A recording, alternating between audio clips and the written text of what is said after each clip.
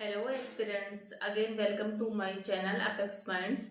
तो आज जैसे कि आपने कल की वीडियोस तो देखी ही होंगी। कल की वीडियोस में हमने आपको शेड्यूल प्रोवाइड किया था कि आपको दिन भर में क्या क्या चीज़ें करनी है। तो आई होप आप सबने सारी चीज़ें करी होंगी। हमने भी अपना पूरा शेड्यूल कंप्लीट किया है। जिन लोगों ने शेड्यूल कंप्लीट नहीं किया है वो सेकेंड डे अपने शेड्यूल को पूरा कर सकते हैं। पर जैसे कि आप लोगों को पता है, अभी जल्दी में ही शायद आरटीआई का रिप्लाई आया है। बहुत सारे लोगों को ये दिक्कत है कि वैकेंसीज कितनी होंगी।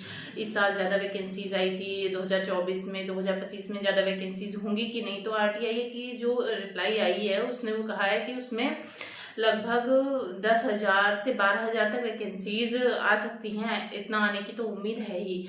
तो हमें अपनी तैयारी को बहुत अच्छे से करना है, आगे चीज़ों को सही अप्रोच के साथ लेके जानी है। तो जैसे कि आप लोगों को बताया गया था कि मैथ्स में आपको कितने क्वेश्चंस करने हैं, 50 क्वेश्चंस। तो हमने ये नहीं बताया था कि हम कहाँ से चीज़ों को करते हैं, कहाँ से हम आपको बता सकते हैं कि आप कहाँ से करें। तो जैसे कि हम अपना मैथ्स का जो पोर्शन है वो हम करते हैं आभा सैनी सर से।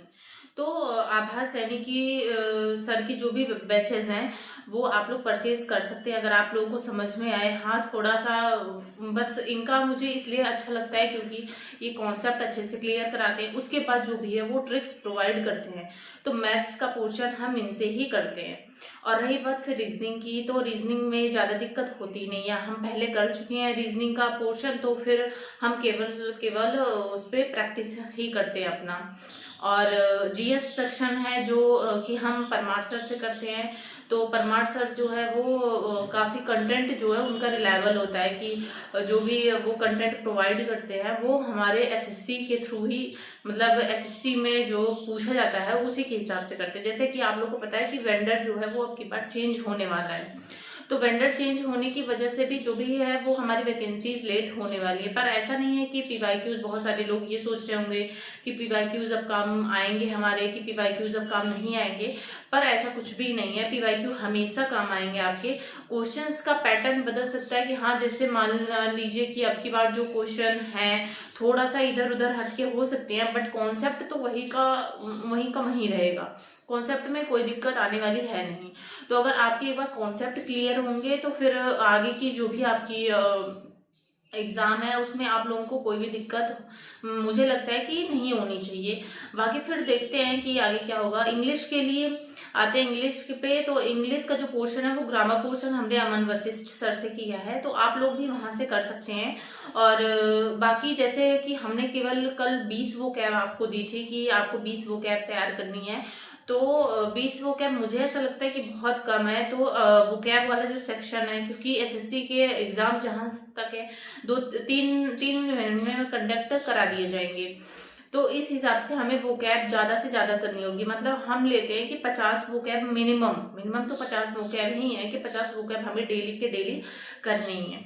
तो कल का जो शेड्यूल था उसमें हमने हिस्ट्री करी थी, मैथ्स करी थी और जीएस करी थी और रीजनिंग करी थी। तो बाकी हम प्रैक्टिस के लिए हम पिनेकल को प्रेफर करते हैं कि पिनेकल में प्रीवियस ईयर सारी चीज़ें रहती हैं और बाकी जो सर करवा देते हैं वो तो रहती ही हैं। तो पिनेकल से आप प्रैक्टिस कर सकते हैं। बाकी मॉक टेस्ट है, तो कल आपको एक मॉक टेस्ट भी, कल क्या, आज आपको एक मॉक टेस्ट देना है।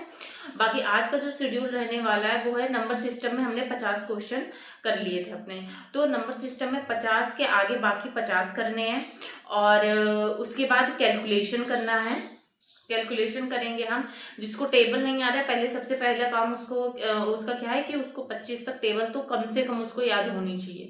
तो 25 तक टेबल, उसके बाद 50 क्वेश्चन हो गए हमारे। फिर आते हैं हम रीजनिंग पे। रीजनिंग में एनालॉजी में हमने 50 क्वेश्चन किए थे। बाकी के 50 क्वेश्चन हम फिर पिनेकल से ही करेंगे, या कुछ लोग किरण पब्लिकेशन को प्रेफर करते हैं तो आप वहाँ से भी कर सकते हैं। और उसके बाद फिर रही बात इंग्लिश की, तो इंग्लिश में हम करेंगे नाउन वाला पोर्शन और वोकैब में 50 वोकैब हम आगे का अपना करेंगे। फिर हिस्ट्री में हमने क्या किया था, हड़प्पा सभ्यता वाला पूरा कर दिया था। अब हम आज करेंगे अपना वैदिक सिविलाइजेशन जो भी था वो हम अपना करेंगे। तो इस हिसाब से हमारी जो तैयारी है वो कंटिन्यू भी रहेगी और काफ़ी ज़्यादा किफ़ायती भी होगी हमारे लिए। तो आने वाले जो भी एग्ज़ाम है आप मॉक टेस्ट तो ज़रूर से ज़रूरी आज लगा लीजिएगा।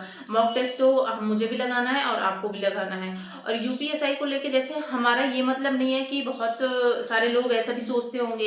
एक बच्चे का कमेंट भी आया था कि क्या दी इस तरह से आप सीजीएल और यूपीएसआई दोनों चीज़ों को मैनेज कर लेंगी, पर ऐसा कुछ भी नहीं है कि सीजीएल और यूपीएसआई में कुछ अलग है। हाँ, अलग पोर्शन है जो वो है मूल विधि वाला और हिंदी का वाला पोर्शन। तो इस पे हमें ज़्यादा टाइम देने की ज़रूरत है ही नहीं।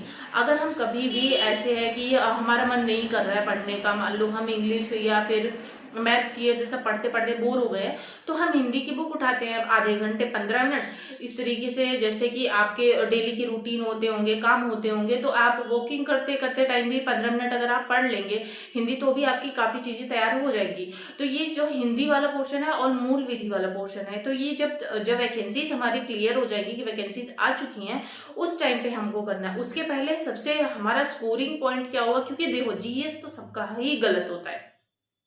ऐसा तो है नहीं कि जीएस में भाई सबके पूरे में पूरे नंबर आते हों, तो कुछ ना कुछ तो गलत सबके ही होते हैं। तो उस पे टाइम उतना ना देते हुए हम अगर अपना मैथ्स हो गया, रीजनिंग हो गया, और मैथ्स हो गई हमारी और रीजनिंग हो गया, उसमें हिंदी आनी है, सीजीएल में इंग्लिश आनी है। तो मैथ्स को और अगर हम रीजनिंग को, इन दोनों को पोर्शन को अगर हम अपना अच्छे से तैयार किए रहेंगे, तो बाकी सारी चीज़ें हमारी तैयार हो जाएंगी। क्योंकि हिंदी वगैरह पे ज़्यादा टेंशन लेने की ज़रूरत है नहीं हमको। ठीक है, तो इस तरीके से हम अपनी तैयारी को आगे ज़्यादा से ज़्यादा बूस्टअप कर सकते हैं। तो थैंक यू आज की वीडियो देखने के लिए।